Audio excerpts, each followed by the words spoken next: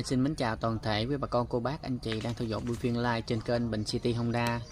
Hôm nay mình cập nhật cho bà con cô bác mình bộ mâm City Honda. Cái này gã xe kho ha.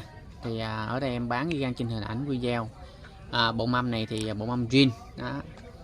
Thì thường em bán thì một mặt phiên bản của nó coi như là, thì em sẽ quay nó cho anh chị xem nè, bộ mâm của nó nè.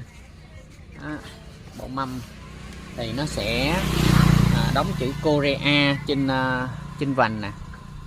Nó nói chung là nó cũng có mã số đầy đủ hết trơn, nó đóng dập ở trên đây hết trơn luôn. Thì ở đây em bán là cùi dĩa nè, cùi dĩa cũng có bộ đầy đủ hết trơn, em bán nguyên bộ này nè.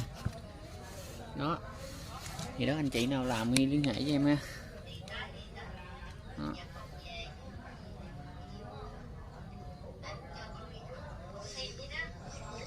Đó.